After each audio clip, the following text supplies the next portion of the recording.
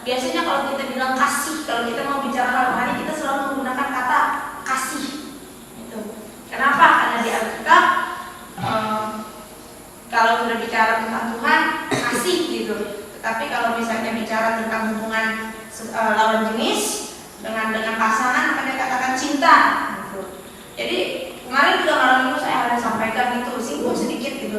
Kok dibedain ya, yang kasih sama cinta kok dibedain? Kalau misalnya untuk Tuhan atau untuk sesama, katanya kan hubungan kasih, tidak pernah kita katakan hubungan cinta.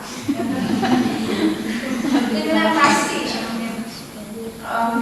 Bisa jadi kemudian kalau untuk pasangan so katakan oh cinta. Kalau kita katakan aku mengasihi kamu, wah itu tuh masih belum real maksudnya. Oh kemudian orang lain juga akan katakan aku mengasihi kamu gitu. Tapi kalau misalnya sama pacarnya ya, sama pasangannya saya katakan aku cinta sama kamu gitu. Biasanya seperti itu. Jujur siapa yang pernah pacaran? Angkat tangan. Yang nggak pernah tahan saja tangannya. Oke. Di sini ada yang umurnya masih di bawah 17? Jawab sendiri. Dalam banget. Ini ya, Siana. Oke. 17 plus gitu. Ya. Oke. Kita sering pakai kata kalau misalnya untuk Tuhan kita bilang kasih, kemudian dengan pasangan atau kita suka sama lawan jenis kita katakan cinta, kemudian kalau untuk keluarga kita biasanya pakai kata apa? Sayang, ya kan? Aku sayang mama, sayang papa, kayak gitu kan? Itu kan kita kan, ayo cinta mama, ayo cinta papa, berarti sayang, kayak gitu kan? Sayang mama. Kita sering pakai itu. Saya tidak tahu bagaimana asal mulanya, mungkin itu juga karena keterbatasan bahasa Indonesia ya. Dan saya tidak tahu juga bagaimana dan siapa pencetusnya sehingga ketiga hal ini seperti dipisahkan, cinta, kasih, dan sayang itu dipisahkan. Nah, pada malam hari ini sebenarnya bukan hanya pada malam hari ini, tapi dari beberapa waktu yang lalu kuat sekali dalam hati saya secara pribadi untuk bicara tentang cinta ini, bukan hanya tentang bicara love, maka kita katakan love itu adalah love the Lord your God. Kita tahu bahwa di dalam Alkitab ada dua hukum. Apa yang pertama?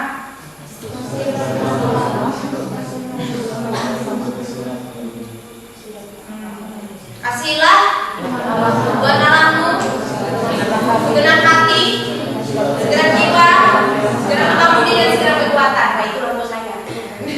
Refnya kan, ngasih dengan segenap hati, dengan jiwa dan kekuatan. Kemudian yang kedua, hukum yang pertama apa? Kasihlah sama manusia seperti dirimu sendiri. Saya selalu mendengar Pak Pendeta katakan dari Kejadian sampai Wahyu ini hanya ada dua saja. Bukan hanya ada satu saja sebenarnya hukumnya itu hukum kasih gitu. Hanya dirangkum dalam satu kata itu kasih. Maka Yesus berkata isi hukum Taurat itu semuanya itu hanya ada dua. Pertama, hukum yang terutama itu adalah mengasihi Tuhan Allah dengan segenap hati, dengan semua yang ada padamu. Kemudian yang kedua adalah mengasihi sesama manusia seperti dirimu sendiri. Kalau kita lihat 10 perintah Allah itu jelas sekali urutannya ketika dikatakan jangan menyebut nama Tuhan Allah dengan sembarangan, jangan bikin patung, bla bla bla bla bla. Kemudian hormatilah hari Sabat, bla bla bla bla. Di atas itu semua adalah mencakup hukum yang pertama. Kemudian masuk nilai hormatilah ayah dan ibumu, jangan membunuh, jangan berzina, jangan mencuri, jangan mengingini milik sesamamu. Itu masuk tentang hukum yang kedua. 10 perintah Allah pun bicara tentang dua hukum ini, itu mengasihi Tuhan dan mengasihi sesama. Kalau kita bicara tentang salib Kristus, dikatakan salib Kristus. Kalau vertikal itu menyatakan apa? Hubungan kita dengan Tuhan, kasih kita sama Tuhan. Terus kemudian horizontalnya menyatakan apa? Hubungan dengan sesama. Itulah kenapa salib itu bentuknya seperti ini. Karena kalau hanya vertikal saja dia akan menjadi apa? Yang listrik. Ya. Kalau kita hanya mengasihi Tuhan, cinta Tuhan, ibadah, doa, bla bla bla bla bla bla bla, tapi kita tidak mempraktikkan kasih kepada sesama kita, maka imannya seperti tiang listrik. Saya lupa siapa yang mengatakan itu dulu ketika kami cesan. Saya lupa pencetusnya siapa, mungkin saya pencetusnya, tapi saya lupa juga. Tapi kalau hanya mendatar saja kita katakan, oh saya mengasihi sesama manusia, tetapi kita tidak mengasihi Tuhan, kita tidak melakukan tindakan-tindakan yang menunjukkan kita mengasihi Tuhan, itu juga juga percuma. Jadi salib Kristus malah merupakan dua hal ini. Amin. Kita buka ayat. Masih ayat yang kemarin di dalam 1 Yohanes. 1 Yohanes pasal 4 ayat 7. Kita akan baca bersama-sama. Sudah dapat katakan amin? 1, 2, 3. Saudara-saudaraku yang terkasih, marilah kita mengasihi, sebab kasih itu berasal dari Allah, dan setiap orang yang mengasihi lahir dari Allah dan mengenal Allah. Amin. Sebab kasih itu berasal dari Allah. Ini adalah frasa pertama yang saya mau garis bawahi malam hari ini. Kasih itu berasal dari Allah. Kasih itu hanya berasal dari Allah, tidak pernah kasih itu berasal dari iblis. Ya. Jadi kalau kita melihat sesuatu yang tidak baik, nah itu yang tidak mengasihi, bentuk-bentuk yang tidak mengasihi, maka itu bukan dari Allah. Sebab yang dari Allah itu adalah kasih. Ingat ya baik-baik, kasih berasal dari Allah. Katakan kasih berasal dari Allah. 1, 2, 3. Kasih berasal dari Allah. Oke. Kemudian kita membaca ayat ke-16. 1, 2, 3. Kita telah mengenal dan telah percaya kasih Allah kepada kita. Allah adalah kasih, dan siapa telah berada di dalam kasih, dia telah berada di dalam Allah, dan Allah di dalam dia. Amin. Pasal 2 yang mau saya garis bawahi malam hari ini adalah Allah adalah kasih. Katakan Allah adalah kasih. 1, 2, 3. Allah adalah kasih. Oke. Jadi ada dua frasa yang harus ulang ini nanti itu sudah tertempel di kepala kita dan di hati kita. Yang pertama adalah kasih berasal dari Allah. Kasih berasal dari Allah. Yang kedua kemudian Allah adalah kasih. Sekarang kita masuk bagaimana kalau kita katakan bahwa kita adalah anak Tuhan, kita adalah anak-anak terang, kita yang dikatakan bahwa kita sudah dikasihi Tuhan lebih dulu. Kemudian bagaimana kita mempraktekkan kasih itu dalam kehidupan kita. Pada malam hari ini saya tidak bicara tentang bagaimana kita mengasihi Tuhan, mencintai Tuhan dengan berdoa dan dengan beribadah. Atau kemudian kamu kurang kasih Bapa dalam hidupmu, kemudian minta Tuhan penuhi kamu dengan kasih-Mu. Yes, itu penting, itu paling terutama. Tetapi kita tidak berhenti hanya sampai pemahaman di situ saja. Kita tidak berhenti hanya sampai pemahaman kamu kurang kasih Bapa, kamu diberikan selesai, amin. Tidak. Tapi kita punya banyak PR. Kalau kita bicara love, katakan love. Ya, jangan lupa. Apalagi kalau orang mainnya lupa. Love, if we talk about love, so we talk about God Himself. Amin. Kalau kita bicara tentang kasih, kita bicara tentang cinta, maka kita sedang bicara tentang pribadi Allah itu sendiri. Karena Allah adalah kasih, dan kasih itu berasal dari Allah. Dan malam hari ini nanti kita akan berbagi dalam kelompok, teman-teman. Kita akan berbagi dalam kelompok seperti ini. Kalau kita bicara tentang cinta, ya. Cinta saya mau teman-teman coba berpikir sekarang. Cinta dalam kehidupan sehari-hari. Aplikasi cinta dalam kehidupan sehari-hari. Aplikasi kasih ya, dalam kehidupan sehari-hari apa? Yang setiap hari kamu daily kamu bisa lakukan yang paling simpel. Contohnya apa? Silakan satu orang katakan. Memberi apa? Jawaban yang konkret, jawaban yang mendarat di bumi. Apa? Yang paling simpel, yang daily kamu bisa lakukan. Memberi tumpangan tiap hari. Enggak juga. Oke, memberi tumpangan. Apa lagi? Memasak katanya. Memasak buat siapa? Untuk orang tua.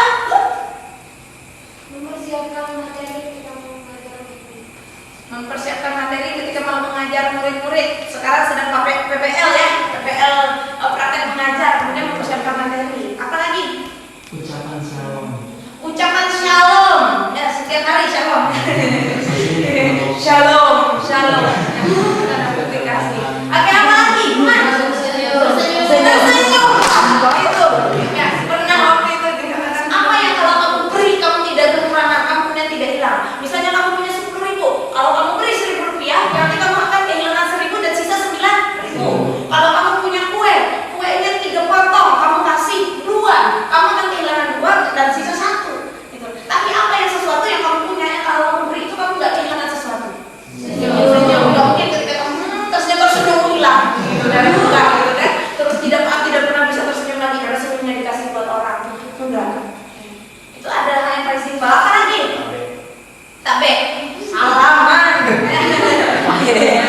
Itu ya.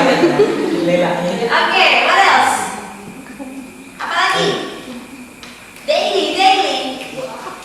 Doa, exactly, itu pasti. Apa lagi? Perkataan lemah lembut. Perkataan lemah lembut. Berarti nggak boleh teriak ya? Boleh nggak teriak? Teriak boleh teriak, sekarang boleh nggak? Boleh. Jujur. Apa lagi? Siapa ini? Ketawa. Oke, ketawa adalah wujud kasih. Doa yang lain. Tergantung.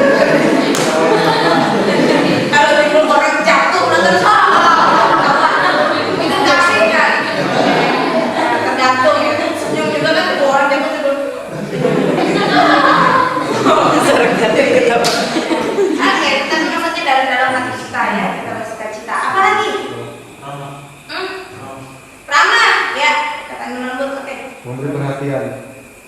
Memberi Perhatian perhatian. Contohnya apa? pada keponakan atau tante. Oke, simpel. Contoh memberi perhatiannya seperti apa? Menyapa, memberi makan, mengasih jajan, Kasih bos, nah, 5.000 kata jajanan ini, gitu lah. Kalau lagi wujud aku ngasih nah 1.000 gitu kan. Wah, 1.000 aja kurang tuh masih. Kalau ada yang ngasih aku 10.000 dong om, gitu. Betul ponakan yang bilang gitu. Yang punya peliharaan, ya, yang punya kucing, anjing, wujud kasihnya apa? Kasih makan. Kemudian kalau dia gosok-gosok kepalanya kayak gini bukan bom gitu kan. Iya ya. Itu hal kecil loh. Saya punya kucing di rumah itu, saya bingung juga dia itu sangat menyebalkan gitu. Ya. Tapi kalau nggak ada dia itu nggak ramai. Dan sebenarnya bukan dia itu bukan kucing saya sebenarnya. Jadi dia itu nyasar, kemudian saya pungut. Sejak dia datang, kucing saya yang sesungguhnya itu kabur dari rumah. Nah, jadi akhirnya agak jadian juga. Dan kucing ini herannya adalah semua orang yang datang ke rumah itu dia selalu berusaha menggosokkan kepalanya gitu di kaki. Dan bulunya itu rontok bukan main. Ya. Jadi ketika kita lagi tidur, kita capek istirahat, dia terus meow gosok gitu. Akhirnya kan jadi reset gitu. Tetapi kalau nggak ada dia nggak rame gitu dan nggak rame dan itu gimana ya? Itu hal kecil, tapi saya merasakan sekali bahwa dalam kehidupan sehari-hari itu hanya dengan pemeliharaan saja itu menunjukkan kasih kita. Gitu. Tapi kalau kita, saya sering sedih ya kalau kucingnya kucingnya langsung diikat ditendang seperti itu. Sini buang. Nah, itu wujud kasih gitu ya. Oke. Jujur yakin di sini semua nggak memperlakukan binatang seperti itu. Nah, atau ada ayam lewat singgah di teras. Saya paling bengkel ayam tetangga. Saya bingung kenapa mereka itu all the time di mana-mana mereka itu suka menyebarkan itu. Itu gitu loh.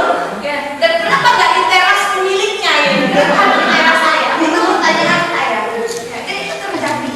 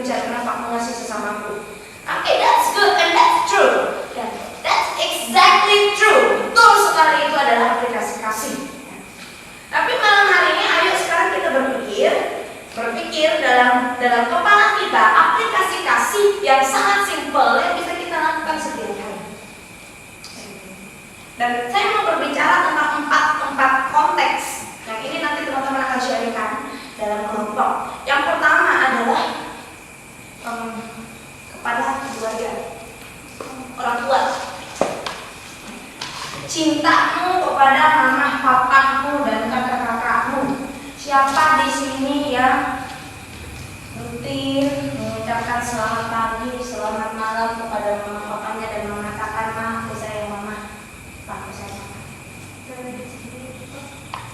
Coba telepon. Nggak ada sinyal. Tapi pernah seumur hidup sudah mengatakan itu kepada orang tua? Nggak sempat. Masih hidup kan? Sudah meninggal. Saudara-saudara ada. Kita banyak yang masih punya orang terdekat. Mama saya masih hidup, papa kandung saya masih hidup. Ya, walaupun mereka memang sudah cerai dan yang meninggal adalah papa saya, papa tiri saya. Ya, saya 2 kali punya papa tiri, semuanya sudah meninggal. Papa kandung saya masih hidup. Dan mama saya ada di kampung, sekarang tinggal sendiri sama sepupu saya. Dan saya ingat sekali bahwa di masa-masa yang lampau itu lidah saya ini susah sekali ngomong yang katakan terima kasih. Kalau dikasih uang jajan waktu SD atau SMP atau SMA dikasih uang jajan, pernah nggak kita mengatakan terima kasih ma, terima kasih pak? Jujur aja, nggak pernah. Saya nggak pernah. Terima kasih malah. Terus katakan gini nih, aku sayang mama, aku sayang papa, pernah nggak? Sering. Saya jujur saya tidak. Luar biasa teman-teman yang sudah pernah melakukan itu, yang sudah tahu bahwa orang itu perlu. Dan ketika saya mulai bertobat, alami kasih Tuhan, itu pun tidak langsung mengubah saya bisa mengatakan kepada mama saya atau papa saya, terima kasih ma, terima kasih pak, aku sayang mama, aku sayang papa. Saya berpikir, it's not my way. Kami tidak terbiasa seperti itu. Luar biasa. Kami tidak terbiasa seperti itu bukan cara saya. Atau sama kakak-kakaknya, kalau ketemu peluk, cipikan-cipiki, gitu kan. Biasa kami di kampung, kalau ketemu, karena yang berapa? Gak biasa ngomong, gak biasa mengatakan selamat malam, selamat pagi dan sebagainya. Tapi saya berjalannya waktu saya belajar gitu loh. Saya katakan saya punya kasih, tapi kok untuk mengatakan kepada orang tua saya mengasihi mereka itu sulit. Kita ini gengsian. Kayaknya tuh gengsi gitu kalau mengatakan aku sayang mama, sayang papa. Aneh gitu. Ma, aku sayang ayah dong. Orang menyangka sayang dan kita punya terima kasih lah jadi melahirkan aku ke dunia tuh. Siapa yang pernah ngomong kayak gitu sih sama orang tuanya?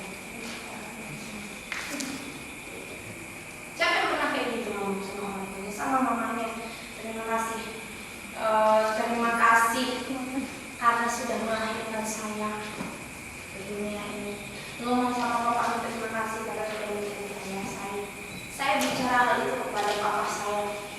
Papa saya adalah orang yang sangat keras. Kemarin kalau teman-teman dengar di Hotel, saya katakan umur 11 bulan itu saya sudah ditinggal oleh papa saya. Papa saya itu melaporkan KDRT gaya judi, main perempuan, yang ke KDRT dan sebagainya gitu. Manusia yang saya paling keras gitu di seluruh muka bumi ini. Ya, pemarah luar biasa, bengis, ganas gitu. Ya, di pinggang itu selalu bawa jarak orang sebanding. Gitu.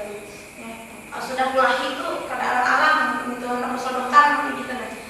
Sangat keras sekali. Dan saya tidak pernah berjumpa dengan bapak saya sampai saya kelas 5 SD.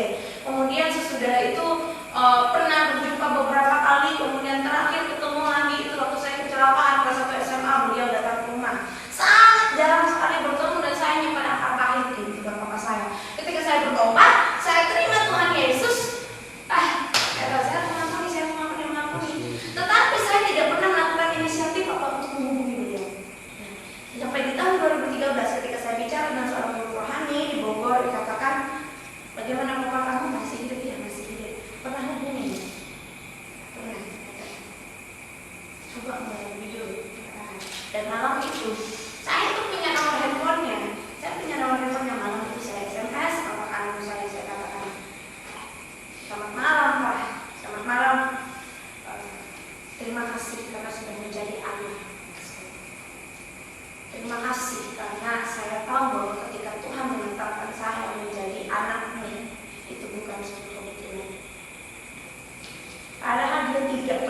bonus hidup saya.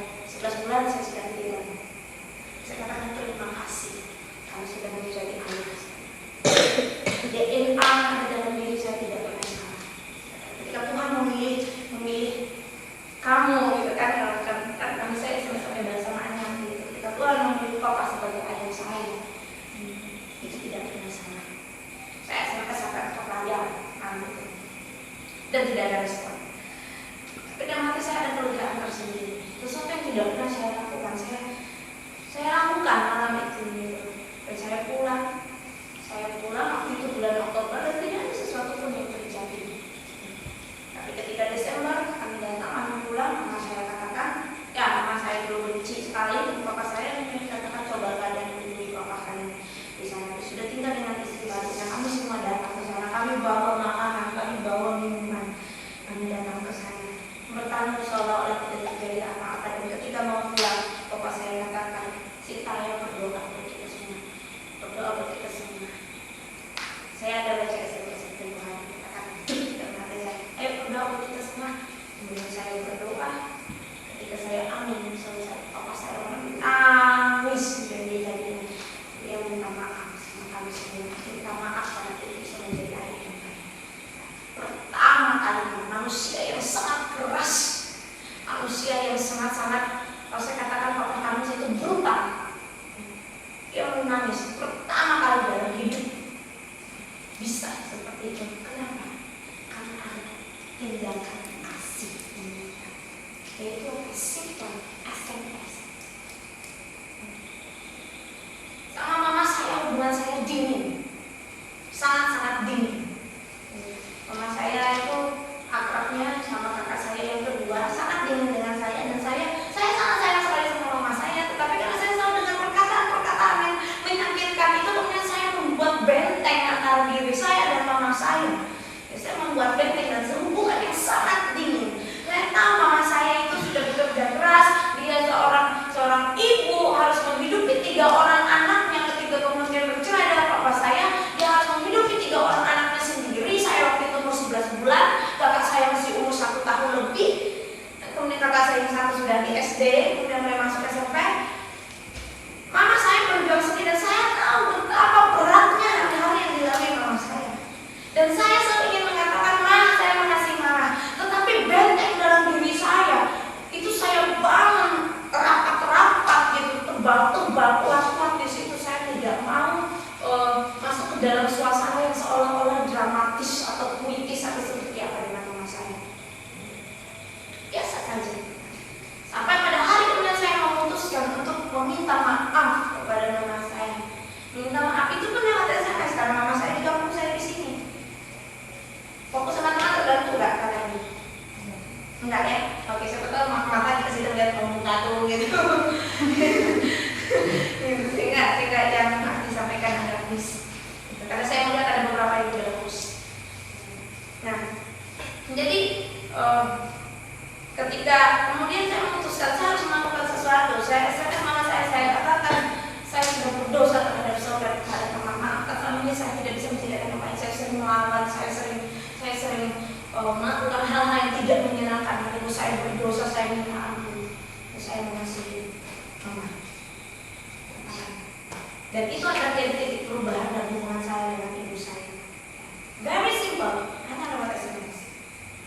Jadi teman-teman pada malam hari ini silakan mulai melihat dari perspektif yang lebih luas. Kamu katakan kamu sudah mengasihi Tuhan, kamu sudah dipulihkan. Sekarang bagaimana aplikasi dalam cinta kasih itu kamu buat di dalam keluargamu, orang tuamu, saudara-saudaramu, keluargamu. Ini nanti akan jadi bahan yang di-sharingkan. Kadang-kadang kita kalau kita sudah bicara tentang keluarga, analis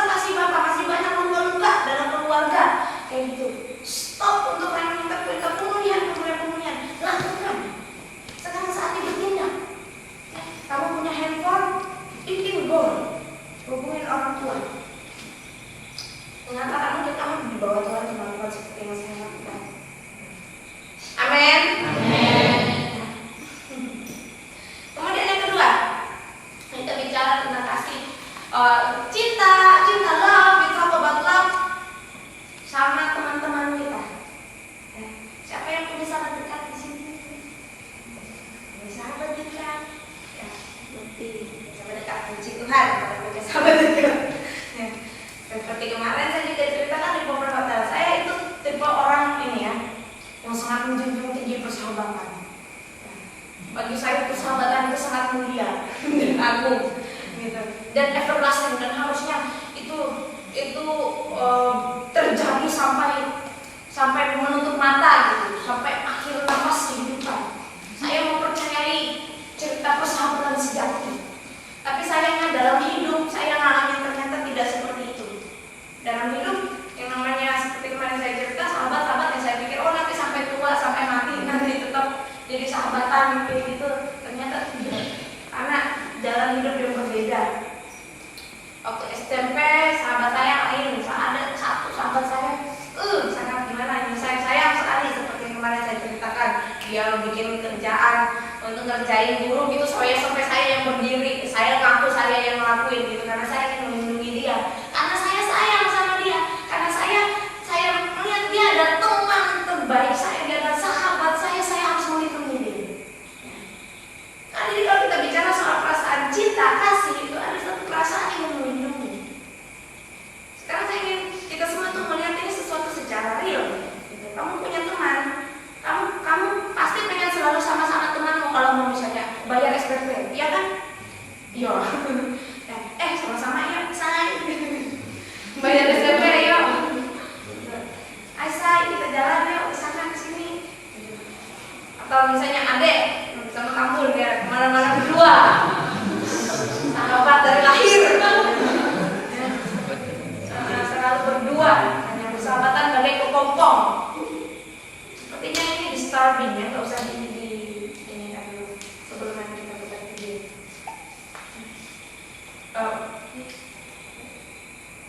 Ya. Persahabatan itu bagai kepompong katanya. Nah sekarang teman-teman mulai melihat, mulai berpikir sekarang, kalau kamu punya sahabat, mungkin tadi ada yang nggak kangen ya, mungkin tidak punya sahabat. Dan kamu berpikir langkah nyata yang bisa kalau misalnya kamu punya sahabat. Siapa yang suka nonton Naruto di sini? Naruto. One Piece. Saya dulu tidak nonton Naruto, tapi karena keponakan saya sudah nonton Naruto, saya terpaksa untuk menonton itu juga. Dan ternyata ceritanya itu seru. Dan ternyata saya baru memahami sampai endingnya episode Naruto yang Shippuden itu. Ternyata Naruto ini esensi dari film Naruto ini adalah kisah persahabatan. Nah, itu adalah kisah persahabatan dia dan Sasuke. Sampai tahu ya. Dan saya jujur saja, saya sangat banyak sekali diberkati dan mendapatkan insight dari film itu. Insight, dia katakan pengorbanan, sacrifice. Dia katakan bahwa walaupun teman itu sudah jahat, sudah berubah sangat jahat sekalipun, mau membunuh dia sekalipun, dia katakan kamu tetap temanku. Dia perjuangkan mati-matian. Naruto itu perjuangkan mati-matian temannya itu sampai endingnya ketika mereka yang bertempur itu sampai di tangan-tangan itu karena dia perjuangkan mati-matian. Persahabatan. Kita lihat di Alkitab kisahnya siapa? Sahabat yang sangat dekat sekali. Daud berkata, kasih Yonatan itu lebih daripada kasih perempuan. Daud itu punya banyak perempuan di hidupnya. Dia punya banyak istri. Ya, walaupun tidak sebanyak Salomo, dia punya banyak istri. Dia gampang sekali suka sama perempuan. Tapi dikatakan Yonatan dia mengasihi Yonatan itu seperti dirinya sendiri. Demikian juga Yonatan mengasihi Daud seperti dirinya sendiri. Pada waktu itu orang Israel itu tidak punya senjata. Yang punya senjata di Israel itu hanya Saul dan Yonatan. Yang punya pedang, yang punya tombak itu hanya Saul dan Yonatan. Ya, dan Yonatan menyerahkan segala pedang, segala pasirnya dari bla dan sebagainya, bajunya itu baju perang itu kepada Daud. Karena dia sangat mengasihi Daud. Dan ketika Yonatan meninggal dalam peperangan, Daud menulis di sajaknya tentang Saul dan Yonatan. Dia katakan Yonatan kasihmu lebih daripada kasih perempuan.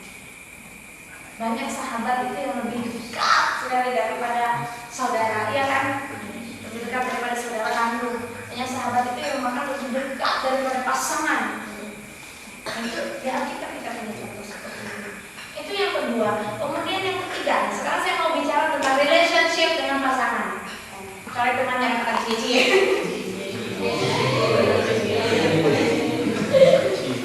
Kenapa saya merasa penting bicara teman-teman? Kita ini teenagers. Gitu. Mungkin tidak teenagers ya. Saya karena sudah 20 plus gitu. Tidak teenagers lagi. Yang masih plus-plus angkat tangan dong. Yang masih plus-plus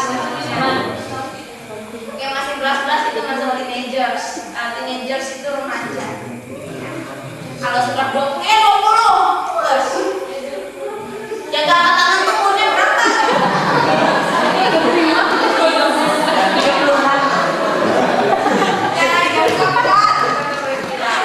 Oke.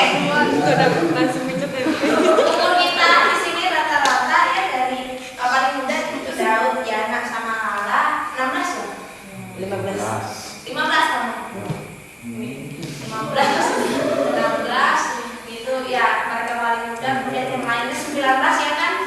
19 rata-rata 18 ada 19 20 21 22 23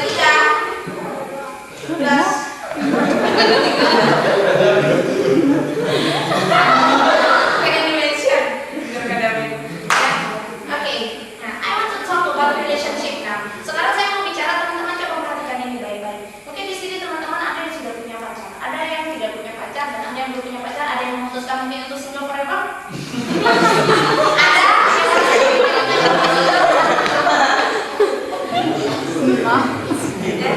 mungkin mengatakan saya akan single selamanya gitu.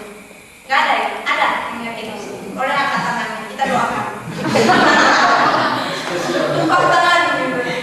Nggak ada lah? Oke. Berarti one day kalian semua pasti akan menikah, iya kan? Nah itu. Katanya kalau di TV itu kalau cewek itu sudah minimal 21. Yang iklannya apa sih boys itu? Iklan KB ya. Gitu. Cewek minimal 21, cowok minimal 23. Artinya kalau lebih nggak apa-apa. Ya, tapi minimal. Oke. Sekarang teman-teman semua perhatikan ya baik-baik. Ini sangat penting. Sangat penting. Jangan merasa oh karena aku sekarang tidak ada ketertarikan sama siapapun kemudian kamu ignore dengan topik ini. Hati-hati. Ya. Kejatuhan banyak orang muda itu di mana? Di area seks. Kejatuhan banyak orang-orang muda seumuran kita ini apa? Dalam relationship dengan pasangan. Hati-hati. Itulah kenapa baiknya dari sekarang kita mulai sudah punya pemahaman yang benar tentang cinta kasih dalam hubungan dengan lawan jenis. Kenapa? Karena suatu saat teman-teman akan menikah. Kita semua akan menikah. Gitu. Mungkin tidak semua. Ya. Yang pastinya pasti umumnya menikah gitu. Ya. But sekarang kita lihat. Mungkin deh. Oh ya, alihkan ya. Ya, ke situ ya. Oke. Thank you. Nah, teman-teman ada yang sudah punya pacar. Oke, yang belum punya pacar pasti ada suka sama seseorang sekarang. Ada enggak? Ya. Iya, kata JJ. Jujur, saya suka. Kenapa? Itu berarti tandanya rumah. Betul. Yang lain, jujur aja deh. Nanti dalam kelompok kita harus jujur.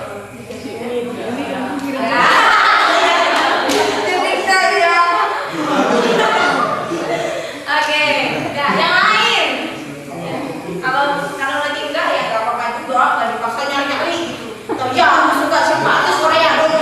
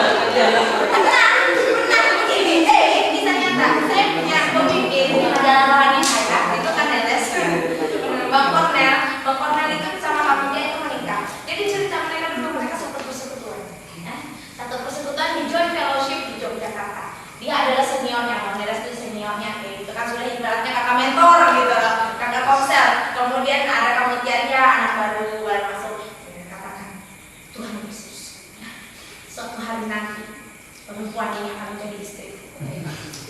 Setiap hari, ini cerita nyata. Setiap hari, kamu dia itu ada kosong. Setiap hari dia naik sepeda ontel itu, dia berhenti di depan kosong dia. Dan suatu saat perempuan ini akan menjadi istrimu. Lanjut lagi naik sepeda. Besok naik sepeda lagi lewat kosong dia berhenti lagi tumpang tangan. Dalam nama Yesus, suatu saat perempuan ini akan jadi istri. Yang tumpas perempuan. Kejadian 1 tahun Kaneles itu berdoa tumpang tangan di depan kosnya itu. Kemudian akhirnya antara kedua panitia itu jadian. Dan mereka pacaran itu pun dijaga di dalam komunitas, sangat-sangat dijaga sekali. Jadi kisah nyata. Jadi kalau ada yang mau mempraktekkan silakan. Ya, tangan hati-hati kalau dalam kosong tangan nanti salah ya. Pakai salah. Dan apa ada 2 orang. Berarti yang si A kenanya nanti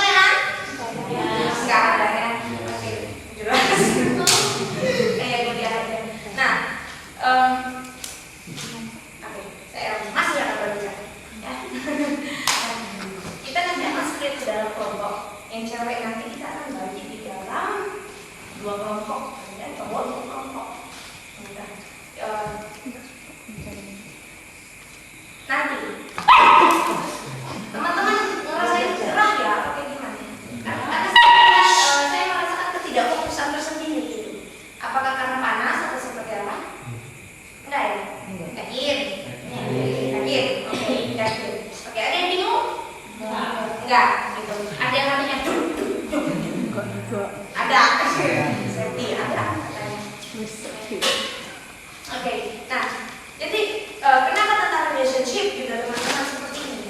Kalau bicara tentang cinta, supaya jangan dibedakan nanti kasih itu hanya kalau kita bicara sama Tuhan, terus cinta kalau kita bicara sama kita.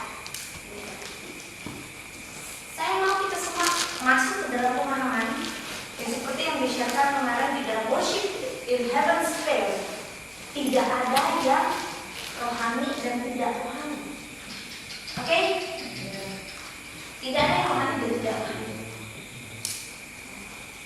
Ketika kamu dalam keluargamu, case-case yang tadi yang saya ceritakan, itu semua rohani. Maka ketika harus hang out sama keluarga pun, jangan berpikir kemudian katakan, oh, memangnya keluarga perlu kenal sama bukan mau. Sama mereka saya berbeda. Mereka bawa jalan-jalan, mereka bawa kenal saya bukan mau. Akhirnya apa? Makin panas di mana? Bukan yang baik. Nah, saya berpikir mereka perlu kenal Tuhan dan saya dari Tuhan yang membawa waktu saya. Tapi saya salah. Saya berusaha untuk membangun hubungan yang baik. Ini oh dia, saya ikut sudah mulai jalan-jalan sama keluarga. Mereka suka karaoke, keluarga saya suka karaoke. Nyanyi, apalagi kakak saya yang di Jakarta, itu sampai muah 3 jam tuh satu dia. Gitu. Nah saya dulu tidak pernah tahu untuk Paris. Sampai kemudian hubungan sama keluarga yang saya mulai belajar, saya mengasihi, saya tidak membedakan lagi yang rohani dan tidak rohani. Karena seperti saya katakan kemarin, semua aspek kita dan kehidupan itu 1/24 jam adalah rohani, adalah penyembahan kita. Gitu. Saya masuk ke situ, kemudian dengan sahabat-sahabat juga. Kemudian ketika mulai jalan hidup berbeda sama sahabat ini ya, karena ada teman-teman kita yang oke, kita sekarang sudah mengikut Tuhan, kita mengikut Tuhan radikal, kita berdoa bla bla bla bla bla. Dan banyak yang terjadi sama saya, sahabat-sahabat saya itu sudah tidak nyaman dengan saya. Bukan saya yang menjauhi mereka, tapi mereka yang tidak nyaman dengan saya. Karena saya sudah berubah dulu di kampus, Alkitab saya, Alkitab Indonesia sehari-hari itu baru seminggu saya bawa ke kampus, dibawa ke kampus bacaan kita. Dan itu sudah teman saya, sahabat saya, teman-teman masih itu pasti tahu siapa itu. Jadi dia udah tidak nyaman dengan saya, dan dia makin rendah dengan kami. Tapi saya sendiri belajar bahwa dengan sahabat-sahabat saya tidak berusaha memisahkan diri.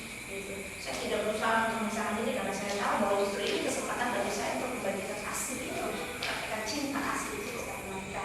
Tapi juga menjaga agar diri sendiri tidak terbawa ke dalam dosa orang lain. Kemudian bicara tentang relationship, kenapa saya katakan tadi penting. Kalau kita sudah mulai membedakan yang rohani dengan yang tidak rohani, itu akan bahaya sekali bukan sekali. Ketika sekarang teman-teman punya pacar, kamu harus melihat bahwa hubungan itu ada di dalam Tuhan. Tapi jangan katakan hubungan kita di dalam Tuhan, hubungan kita di dalam Tuhan, God bless you, bukan. Itu salah. Kamu baru suami istri jangan muah-muah kalau itu hanya di SMS. Saya pernah bahas ini di sana, ya kan? Ya. Tuhan memberkati kamu ya, saya Tuhan pakai nama itu terus endingnya muah. Ya. SMS. Itu salah. Itu cabul masuk ke dalam situ. Kenapa? Kamu tidak perlu karena belum ada hubungan. Lama-lama artinya apa? Cium ya kan? Itu akan membawa kepada satu visualisasi dan imajinasi. Nah, kamu juga ikut nama Tuhan di situ. Ini supaya teman-teman ada dalam koridor yang sehat, gitu. Koridor yang sehat. Ya, jadi harus benar melihat karena pengalaman seperti ini saya banyak sekali melihat di Facebook, ya, di Facebook bahkan teman-teman itu saya katakan ketika disebut pacaran, di expose seperti itu kan foto lagi pipi sebelah, tempelan pipi sebelah kayak gitu ya. Tuhan ada dalam hubungan ini.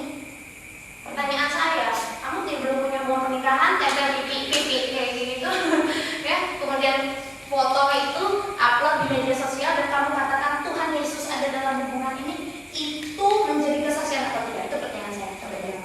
Tidak. Jadi kesaksian atau tidak? Tidak. Kenapa? Karena belum jadi pasangan dari salah satu dari itu.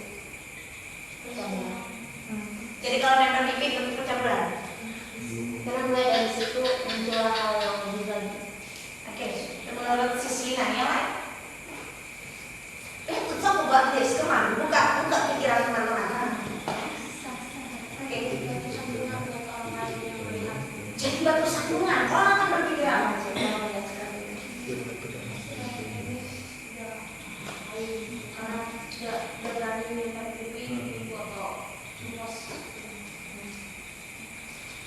Yang di hadapan orang saja berani diekspos sampai seperti itu, apalagi yang tidak di hadapan orang. Ya kan? Kita harus melihat hal ini sejak real dan itu terjadi banyak sekali. Dan saya jujur saya sangat jengkel sekali melihat seperti itu. Tuhan dalam hubungan ini kemudian gitu, ya sudah nempel sudah kayak jarak namanya tuh tukang rambut. Apa itu tukang rambut? Pokoknya kayak jenis kukang yang kalau dia nempel tuh kayak gitu tenang dia nggak bisa lepas tuh. Jangan katakan seperti itu. Banyak sekali. Apa kalau kita bicara misalnya, oh sudah dari hubungan, kita harus tahu bahwa kita itu harus Tuhan. Jaga betul-betul. Jangan berdua-duaan melenggarkan. Jangan dekat-dekatan, makin dekat. Itu nanti hilang nanti. Serius. Daun aja bisa jatuh. Itu orang sudah bilang Tuhan. Jangan coba diri sendiri, besok ada lagi. Kemudian buat yang belum punya pasangan, keep update status jomblo. Aku percaya Tuhan akan memberikan yang terbaik untuk kita nanti. Muncul di Facebook. Gimana menurut Anda itu, Dede? Nggak ada. Katanya. Ya. Jadi ini sangat penting sekali juga, teman-teman. Jangan dipisahin. Karena misalnya ada gini loh, saya dulu kalau saya sudah suka sama orang, saya merasa saya sudah mengkhianati Tuhan. Siapa yang merasa seperti itu kali ini? Ayo, saya. Benar ya, Pak? Nah, siapa lagi? Itu aja. Randy. Ada lagi? Ada lagi? Jujur, ayo. Nanti kita di-sharing loh. Nah, ada lagi? Ada lagi? Kalau saya ada suka sama seseorang itu berarti saya sudah membagi hati saya. Itu seharusnya hanya untuk Tuhan, tapi saya bagi ke orang lain. Siapa yang masih bagi seperti itu? Iya kan, banyak. Ini yang mau saya kupas gitu. Saya itu kalau saya suka sedikit sama orang, saya merasa, saya berdosa seperti sama Tuhan, saya sudah mengkhianati. Apakah itu benar? Nanti silakan teman-teman ada dalam kelompok sharing ya. Apakah itu benar? Seperti itu. Tapi yang mau saya bagikan adalah semua hal dalam kehidupan kita ini dulu ingat. Semua hal di kehidupan kita itu adalah untuk relationship kita sama Tuhan. Jadi ketika kita ada hubungan dengan sesama, itu tuh tidak lepas dari hubungan kita sama Tuhan. Dan itu jangan pernah dipisahin. Dan ya jelas balik tadi tahapan keluarga, teman, pasangan, yang keempat kasih akan semua orang, cinta akan semua orang. Ya ini bisa kita lakukan dalam bentuk hubungan sosial, gitu kan? Bantu korban banjir, semua orang masuk ruang doa, berdoa untuk orang-orang yang kelaparan, sangat gampang. Tetapi dalam praktek nyatanya ayo kita masuk ke dalam